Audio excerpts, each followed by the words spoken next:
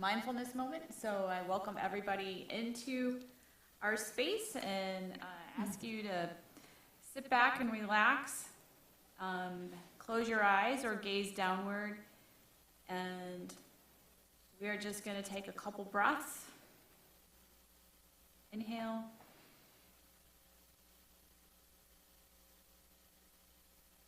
Exhale.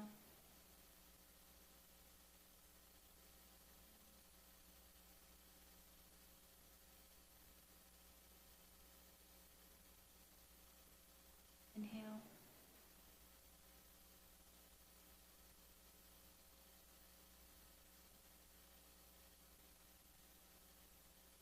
Now helping us come and welcome ourselves into our community. Being here together is an important way, in my opinion, to start our meeting.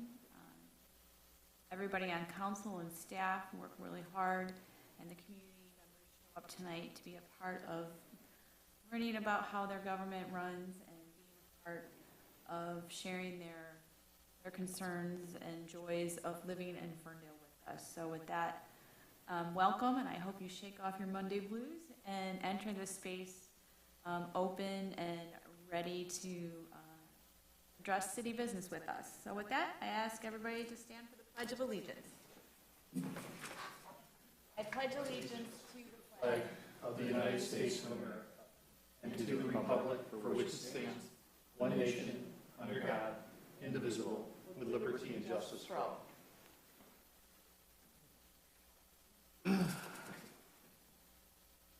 We have roll call, please. Mayor Pro Tem James. Here. Councilmember Leaks May. Here. Councilmember Mikulski. Here. Councilmember Polika. Here. Mayor Piana. Here. All right, next up is approval of the agenda. I move that we approve the agenda as presented. Second. Moved by Polika and a two-way tie, and I'm going with, supported with Councilwoman Leaks May. Clerk, please. Polika. Yes. Leaks May. Yes. James. Yes. Mikulski. Yes. Piana. Yes. Next up on the agenda is presentation, and we only have one tonight, and it's 4A, approval of the resolution declaring the month of September as Ovarian Cancer Awareness Month in the city of Ferndale, and our city manager is going to introduce this. Yeah, thank you, Mayor. I'm introducing this on behalf of Benicia Woods McSwain. So we have this evening Diane, and correct me if I get this wrong, Laza Helbling, of the Michigan Ovarian Cancer Alliance, here to introduce the month that we're going to be recognizing throughout September downtown. And Diane, if you please step on up to the podium and introduce yourself.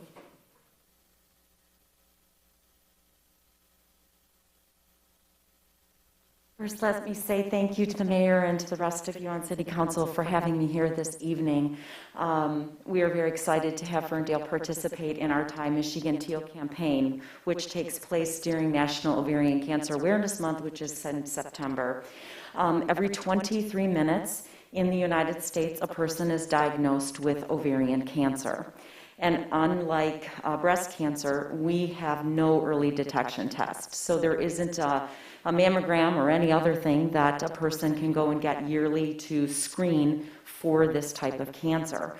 Our only mechanism is to bring awareness to people about the signs and symptoms of ovarian cancer, and that is what our beautiful teal ribbons will be displaying around your community, as well as these posters which have our symptoms listed on them. I'm not sure if any of you are familiar with our organization, but we serve as a nonprofit throughout the entire state of Michigan, helping all of those who have ovaries and are diagnosed with ovarian cancer. And we do a lot of different programs. We mostly support the women and those who have the disease. We do advocacy for research dollars that will one day hopefully help us to have an early detection test. And our main goal and mission is awareness, so that we together can save lives.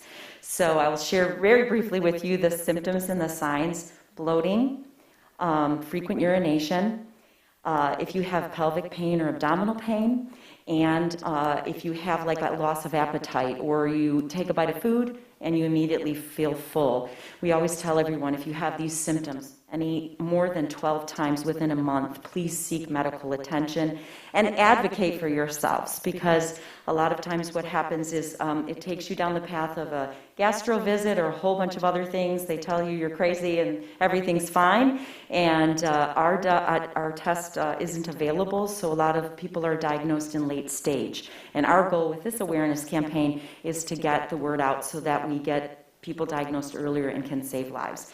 Half of the people that are diagnosed with this disease will die within a 5-year rate because of their late-stage diagnosis. So we appreciate the opportunity to tie your city teal and partner with you to save lives here in Ferndale. So thank you very much. If I may, through the chair, I just had a question. I know it might be medically based, but Yeah. I was just wondering, how, as far as like the annual pap smears, does not help with the? No, that is correct. A pap smear does not test for ovarian cancer, it tests for cervical cancer. So if you're going for your yearly gynecological exams and having a pap smear, never going to find ovarian cancer. And typically what would happen is, if you're having these signs, go to the doctor. They'll refer you to a gynecologist. Ask that doctor to do like 3 things. 1, transvaginal ultrasound will detect if there's a mass. 2, a pelvic exam often will detect if there's a mass.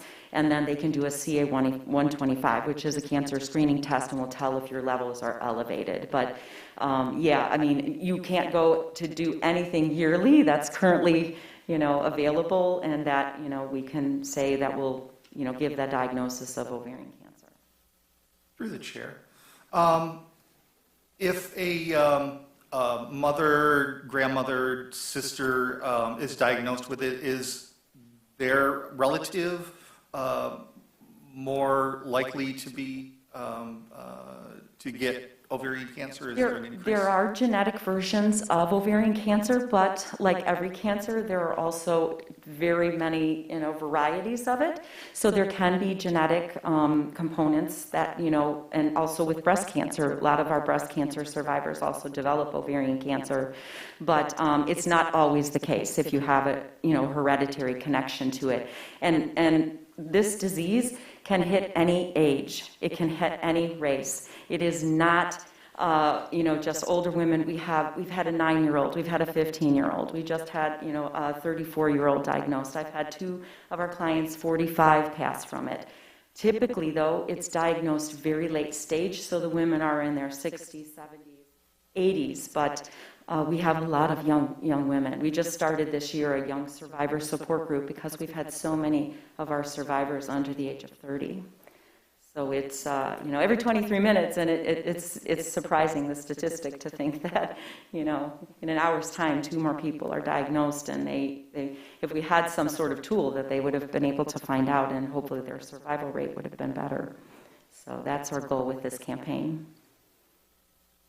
Through the chair, if you would mind repeating the signs that folks should be looking for, and maybe with an emphasis on distinguishing this from some of the symptoms that many people with ovaries experience in their cycle.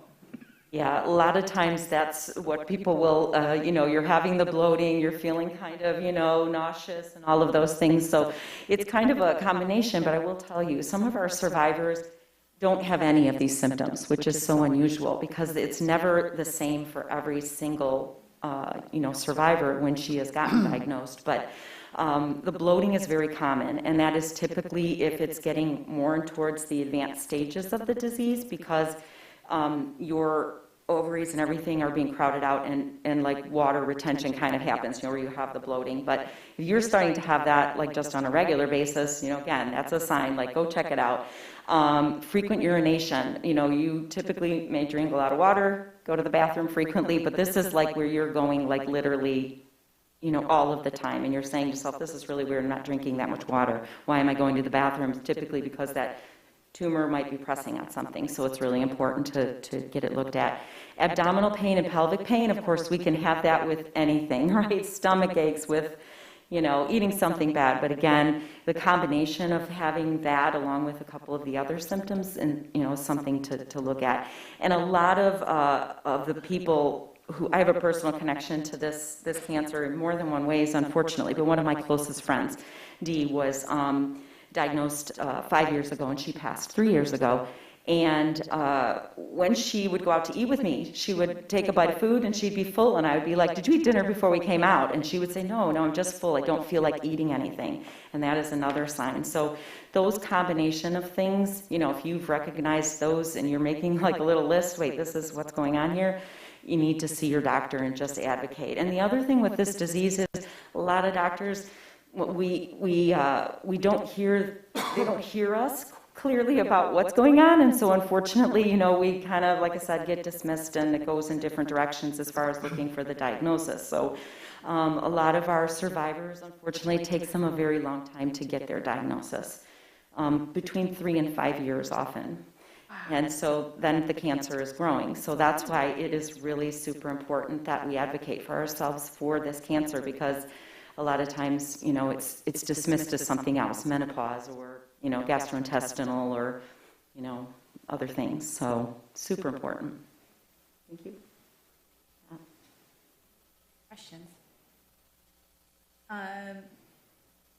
There is a motion. We have a resolution that we need to adopt. I move to approve the resolution with a minor adjustment, as the one that was published has an extraneous paragraph on the second side that will be struck, or I'm proposing would be struck. Is that a motion? Yes, it was. I need, moved by Mayor Pro Tem James and supported by Councilwoman Mikulski. James. Yes. Mikulski. Yes. Leaks May. Yes. Polika. Yes. Piana. Yes. Thank you so much, and I look forward to seeing ribbons and things tied in our downtown. Thank you so much, everyone. Appreciate your time. Thank you. Thank you. All right. Next up on the agenda is call to audience, and we set aside 30 minutes for anybody to come speak on any issue pertaining to the city of Ferndale or whatever. And we set aside 3 minutes, and we have a great clock here to help provide mindfulness towards how much time you have left. So if there's anybody here who would like to speak, yes, come on up. Hi there, welcome. What's the format? Do I say my name, my Just address? say your name, yep, and Okay, address. Rob Roberts, 601 East Webster. It's about the sidewalk. I'm just going to read it. So public speaking stuff. So. Like many of us, I have to pay to have several sidewalk squares replaced. My grandparents had the house built in 1941, and it's always remained in the family. My grandparents, father, brothers, and stepmom have lived there over the years. In the past, my family and I have inquired about the removal of the tree between the sidewalk and the street. Beside the damage to the sidewalk, there are so many roots that even makes it difficult to mow.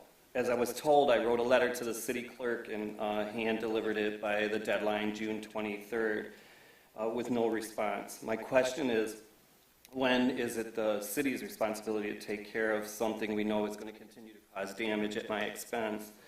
And the bigger it gets, the quicker the roots cause damage. I don't think it's fair that I pay for the responsibility of others, as my family and I have asked in the past. If the tree roots continue to cause misalignment and damage to the sidewalk, shouldn't the tree come down? Will I or my family continue to pay for something we have no control over? Questions. And I don't know how this works. Do I get a response from you later, or do I don't know if... Have you been talking to we usually do have you direct you to the city manager to follow up if you haven't been in contact with him? Yeah, I wrote a letter on, like I said, June 23rd, so it's been a couple months and I haven't, and I didn't get any response. Through the chair, I'm not familiar with the letter, but if you leave your contact information, the Department of Public Works oversees our urban tree canopy program, and I'd be happy to schedule a meeting to sit down and discuss with you. Okay. All right, so how do I do that? Should I just call tomorrow or something, or? Can you give your name and number to Kara right there? She's our communications director, and we'll have Joe contact you. Okay. And We'll schedule an appointment for a follow-up. Yep. Okay. All right, thank you. And I'm sorry you didn't get any response to us to your letter Okay. in a timely manner. And thanks for coming out and saying something. All right, is there anybody else in the audience who would like to make? I see none, so I'm going to close the public comment period at 7:16 and move on to consent agenda. So we have a really light agenda tonight, folks, so I'm just going to read the consent agenda, and council can decide what they would like to do. 7A, approval of the August 8th and August 15th, 2022 meeting minutes. 7B, approval of flooring and wall paneling installation at police station by Mastercraft Floors and Conquest, Inc. in the amount of $15,000. 7C, approval of BMS controls and software installation at the DOT parking office by Metro Controls in the amount of $5,350. 7D, approval of carpet tile purchase for fire station headquarters and Department of Public Works, Maine from Shaw Contract in the amount of $5,488. 7E, approval of amendment to contract 215406 with Michigan Department of Transportation for improvements made to M1 Woodward and M102 8-mile intersection. 7F, that's the intersection, not the actual roadway. 7F, approval to backfill 3 police officer positions due to retirement in April 2022, a recent promotion, and a resignation that will be effective in December 2022. 7G, approval to backfill 1 firefighter position and recruit until all 18 firefighter positions are full. 7H, approval to backfill 1 customer service representative position in the finance department. 7I, consideration of interlocal agreement between the City of Ferndale and Hazel Park for $1 water certification services. S1. Oh, S1, sorry, S1. That makes more sense. S1, water certification services. 7J, consideration of the membership agreement with Incubizo to lease temporary office space for the Parks and Rec Department with a monthly lease term of $2,500 per month. 7K, approval of payment to Amelia Technologies USA, Inc. in the amount of $8,384.05. 7L, approval to purchase a Shield 12 radar speed sign and traffic cloud software package from All Traffic Solutions, Inc. for $5,346. And 7M, approval of the bills and payrolls as submitted by the City Manager's Office and subject to review by the Council Finance Committee. What is the will of council on the consent agenda? Move to approve the items on the consent agenda as read. Moved by James and supported by Mikulski. James. Yes. Mikulski. Yes. Leaks May. Yes. Polika. Yes. Yana. Yes. All right, we're moving on to the regular agenda, just zipping by tonight. So we have 8A, approval of the Memorandum of Understanding for City Participation in the Oakland Livingston Human Service Agency, also known as OLSHA, Low Income Household Water Assistance Program. And Joe and Phil are introducing this item along with 8B, but we'll get through 8A first. Thank you, Mayor. Just give me one moment to transfer seats.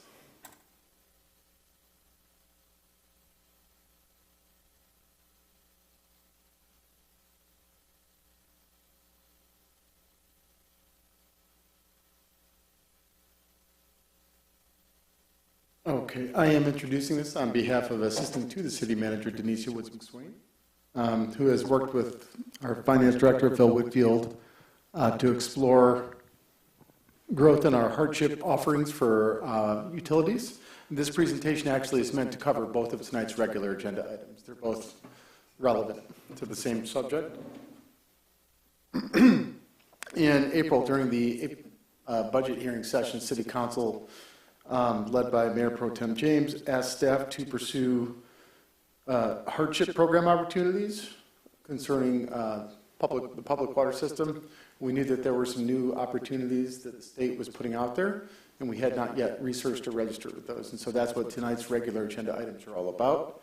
There are 3 assistance programs we'll talk about tonight, each with different providers and different funding sources. Our job is to make that easy for you to understand and to sort through all the bureaucracy at the state level. So the first one is the Water Residential Assistance Program. The second is the Low Income Household Water Assistance Program. And the third is Michigan Homeowner Assistance Fund program. We established a table to kind of help understand the differences between the three programs. Each are prioritizing different focus areas for different needs. So the first one is the REP program. That is a program that is funded through the Great Lakes Water Authority, which is the public utility that helps oversee the city's water system and all the water systems in partnership with Detroit Water Sewage Department. The administrator of that program, so the administrator is who the public would contact if you're interested in establishing an account and having discussion to establish case services for you. That is administered now by Wayne County Metro Services Agency. All eligible participants for the RAP program are homeowners or renters, and that's an important distinction about this program. In the past, it had only been limited to homeowners. So it is now allowed to renters or anyone responsible for paying the utility bill on the property. So that's an expansive program. The income requirement for that program is at or below 200% of the federal poverty level. Assistance is a little bit more broad. You have funding for water bill issues. Also, though, what's unique to this program is it does provide funding for home water audits, also water conservation investments, things that will reduce the impact of your monthly water bill. So that is one of our more broad programs that has more flexibility. The assistance cap for that is up to $2,000 per household, period. That's a full assistance. The LIWAP, which is the Low Income Household Water Assistance Program, that is funded by the state through the Michigan Housing and Development Authority. They actually have chosen to use OLSHA. OLSHA is the Oakland Livingston Human Services Agency to administer their program for them. So the city in this case is, in all these cases, we're here to assist you in referring you to these agencies that are actually running the programs. This is also for homeowners and renters, but it's specific to just your water bill. The threshold for that is below 150% of the federal poverty level.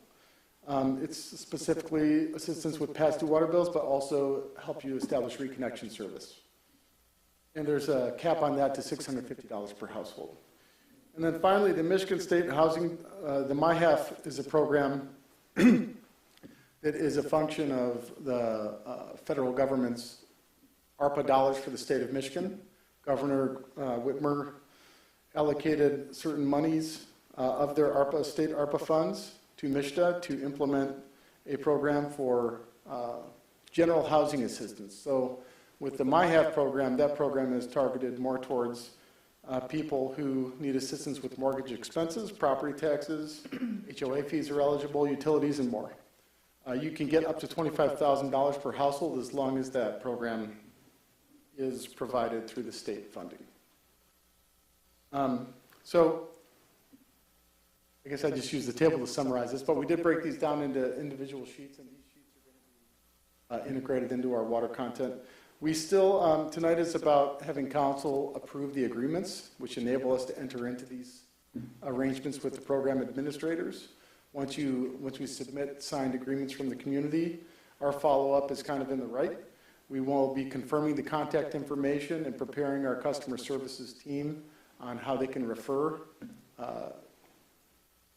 members of our community interested in the assistance to the direct program administrators we just talked about. I expect updates in the city website and water billing communications to occur in fall 22, so in this quarter. And we will be introducing that probably in other community-oriented media as well, possibly newsletters as well. If you don't mind, I actually summarized myself. I got ahead of myself, so I'll skip through these. These are just summaries of the table that I did provide. Resources to recap, the city's Ferndale Water, our role as this is really a convener, and we're a referral agent for you. Your direct assistance providers are going to be, for the RAP program, it's going to be Wayne Metro. The contact information is there. For the state's LIWAP program, that is going to be OLSHA. And for the Michigan Homeowner Assistance Fund, that is also going to be a state contact, and that is directly administered by the state, though. The state does have a direct application link on their website that we will be including in all of our content information. That's really it in a nutshell. So both of the agreements in front of you on the regular agenda officially confirm the city's interest in participating in both of these programs, the LIWAP and the My Half program. We already have approved participation in the RAP program, so we're just adding these two others, and it's creating a more of a robust hardship program for utilities. I'd also take a step back to July and acknowledge City Council's adoption of hardship program for the sidewalk replacement program. City Council also established a change in that program that would enable us to subsidize 100% of your sidewalk replacement costs for eligible homeowners. Homeowners meeting eligible income, household income requirements per Oakland County's statistics. So we will work with the communications department to kind of prepare all of this information into general hardship efforts that also mirror kind of council's goals of addressing affordability within the community. If I may, through the chair, regarding the water assistance, particularly the RAP, now, does this differ? Well, I mean, it looks like the eligibility differs, but will it still be in place a way in which residents who don't necessarily qualify under this eligibility to still be able to make payment arrangements with their water bill? I don't, because I think there's a way to do that now outside of this.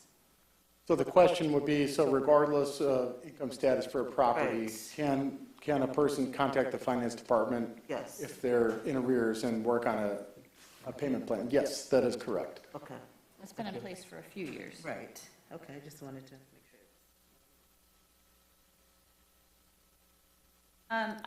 Thank you for the presentation, and I wanted to, on behalf of council, I just wanted to say thank you to Councilwoman, or Mayor Pro Tem James for bringing this to the forefront and making sure that we provide these services, and some of them are expanding based off of ARPA funds, and there's more eligibility, so some of these are emerging now, and so I just really appreciate it. I think we've been looking at ways to provide these programs, and here they are. So with that, we would need a motion to move ahead with 8A. Through the chair, I have just Oh, a couple sure. of questions. One, I think as you breezed through your presentation, there was a slide that you skipped that just might be helpful for people, if anyone happens to be watching at home and learning more about the program. There was a slide that showed the federal poverty rates so that people can understand where they might fit in. Yeah, through the chair, actually, we have 3 different federal rates for the different programs. So each program has their own Of course they do. different criteria, but all relating to either area median income or federal poverty definitions. So in the case of RAP, which is our first program that is administered by the Great Lakes Water Authority, their eligibility is focused on 200% of the federal poverty chart. So we have here through their administrator's website pulled their requirements for Oakland County.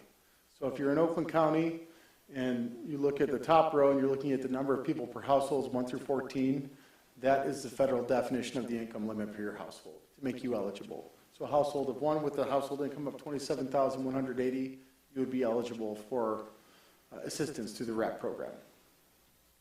So for people who are having difficulties with their water bill and have no awareness of these particular programs, am I correct that basically if they call the city, they're behind on their water bill, they're expressing that they're having difficulty with it, city staff will have the wherewithal and training to ask questions to figure out whether or not they qualify for one of these programs and provide the information for the resident to connect them with the program? Is that essentially the city's role? That is our role. So once we've confirmed our eligibility, we're going to be working with our customer service team to create kind of a case management system for if we do receive calls and the nature of the call is concerning a kind of hardship or billing challenge. We will be able to screen using these 3 programs, and then, you know, if we can confirm eligibility, we'll refer them out directly to the program provider. And if the city, if we approve the items on the agenda today is the main cost or downside, for lack of a better word, to the city. Really just providing the information, providing the training, essentially the staff time to implement. Is that That's what correct. we're committing to here? Our in-kind services, so the staff time and commitment towards facilitating these conversations. There's no other out-of-pocket cost? No other out-of-pocket. It's all federal funding passed through different agencies. If I may, through the chair, is there any way that you could, if you haven't, and I haven't checked the email yet, but send these links to me because I'd like to share them as well in the area where I work? Absolutely. Thank you. And also the one for the housing as well, because I find that I get questions regarding that, so perhaps if I had it, I know the housing is for residents only, so that would be, of course, in the criteria, but I would like that link as well. Yes, and I just put that screen up. That's a Michigan Homeowners Assistance Fund, my half. Any further questions from council? Now we need to entertain a motion. Starting with the first item, I move to approve the memorandum of understanding between the City of Ferndale and the Oakland Livingston Human Service Agency, OLSHA, for participation in the Low-Income Household Water Assistance Program. I'm not even going to try and say that acronym, as submitted by the Assistant to the City Manager. Support. Moved by James, supported by Leaks May. James. Yes. Leaks May. Yes. Mikulski. Polaka. Yes. Yana. Yes. All right, and now we need one for 8B, which is the MISHDA, Michigan Homeowner Assistance Fund.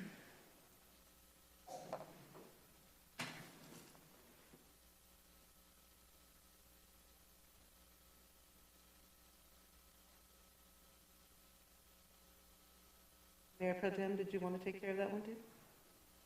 He's looking for the, Yeah, I got a Okay. link problem. Jump in. All right. I move that we approve the provider agreement between the City of Ferndale and the Michigan State Housing Development Authority for participation in the Michigan Homeowner Assistance Fund as submitted by the Assistant to the City Manager. I'll second. all right, moved by Leaks May and supported by Mayor Pro Tem James. Leaks May. Yes. James. Yes. Mikulski. Yes. Polaka. Yes. Yana. Yes, and that passes unanimously, and we conclude our regular agenda for this end of summer meeting, which is typical for the second meeting in August. But I wouldn't count your chickens before they hatch, because September is going to be a very full docket. So we are going to move on to call to council, starting with the city manager's office to give us an update. Thank you, Mayor. I was going to say appreciate the moment while you have it, because September is going to be loaded. I will kick us off tonight, actually. So a reminder, this is the end of the summer, and we will be closing City Hall and city offices in observance of Labor Day on Monday, September 5th. So just a reminder, we will have communications from that. I'll let the DPW speak to any service impacts from those closures. The Facilities Task Force is approaching their final meeting that was pre-scheduled. Initially, when they were appointed, they agreed to meet twice a month, March through August. This will be concluding the final meeting, and the task force will determine if they would like to continue or if they would like to conclude and shift into reporting. So that will be this week. Diane presented information about the Time Michigan Teal campaign. The DPW is grateful. I'm grateful that the DPW is able to light up City Hall teal for the entire month of September. So that's the way that we're going to contribute. And we will be allowing them to tie the awareness ribbons throughout all of the city's benches and downtown infrastructure to promote it. And I know the DDA is putting out information encouraging business owners to also decorate their windows to participate in the awareness.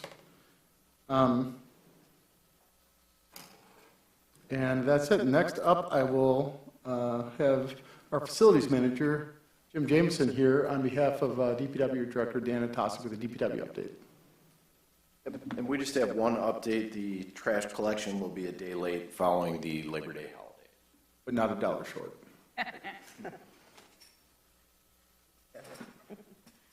Our Parks and Recreation Director, Lorena Wheeler, with an update this evening.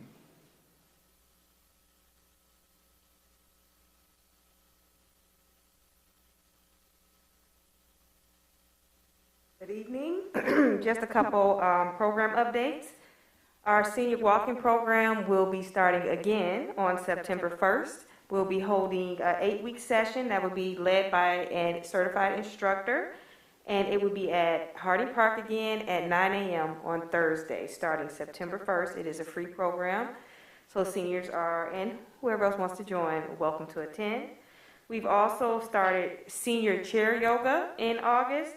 The first session started on August 20th, and we have registration open through our Amelia Recreation software for the next session, which will be September 20th. So you can register now through Amelia. Again, this is senior chair yoga. We will be holding that at 415 Withington West Apartment in the community room. It's $25 for 6 weeks for the chair yoga. In addition, we've been holding our family night skate nights. We had 2 so far. We had really good participation. We're really excited about this new program. And we will continue to hold the program as long as we have control over the curling club. So our next one is scheduled for September 2nd, and the last one will be September 16th. And both of those are Fridays. And it'll be from 6 to 9 p.m., where we have a live DJ, skating, and other games and activities for those who don't want to skate. And you can also register ahead of time in our Amelia Recreation software for that program as well. Our splash pad is coming to the end of its first season, and so it will be open until Labor Day. And on Labor Day, we will start to winterize following that, and it will be closed until next year. Thank you. Lorena, Mayor, that's all of our announcements this evening. All right, nothing you want to say about the Woodward Dream Cruise or Michael? Well, I would congratulate Michael Larry on facilitating another successful Woodward Dream Cruise. Thank you for the nudge, Mayor. It was a great ribbon cutting ceremony. Everything was organized as well as ever under Michael. So I really do. It's a lot of work. I know he's taken the half day today to kind of rest and recuperate from working all weekend. So Michael, if you're watching, thank you. Hopefully you're not. I saw him at lunchtime drinking a margarita, so I think he was starting his day very well. Sorry, Michael, to give you up, but you deserved it, that margarita. Okay, so I'm going to start over on the right hand. Oh, wait, I started with you last time, so I'm starting over here on Councilman Polika. I have nothing this week. Okay. I have nothing as well, Mayor. Thank you. Excited that I got a kindergartner starting next week, and so remember that little ones will be walking to school and walking to the bus stop, and give them a thumbs up on their first week. I can't believe it's kindergarten. That's all for me. Thank you. I do have something. Ferndale Rat Patrol is going to be putting on a presentation at Ferndale Public Library, August 31st. We are starting at 6 o'clock. We're approaching peak season. If you haven't come out and seen me talk about rats, feel free to attend. I will have a free rat trap for every single person in attendance. So there you go. And I just have one announcement. I got it through the Michigan Municipal League, but this is directly for public servants working in government and eligible nonprofits. But the governor of Michigan has opened it up for a second chance to qualify for student loan forgiveness. So the deadline to apply is October 31st. So if there's anybody who actually works for a library, hang on, it's local governments, nonprofits, employees to spread the word using the Public Service Loan Forgiveness Program. So October 31st. What's that? My ears just perked up. Is this new funding from the state? It is new funding from the state, so if you still have student loans, any government, library, public worker, please inform your colleagues about it. MML has it up on their blog, and I think that's great. I do want to say it's getting harder for governments to compete against the private sector in terms of salary and benefits. And a lot of government workers, at least at the local level, can't work from home all the time. And so remaining competitive in our space of attracting talented workers is a real priority. I know it's not just the library and the city, it's also the school district as well. So with that, it also includes teachers, by the way. They are public employees. With that, I'm calling this meeting at 7:42. See you in September, and have a great Labor Day weekend.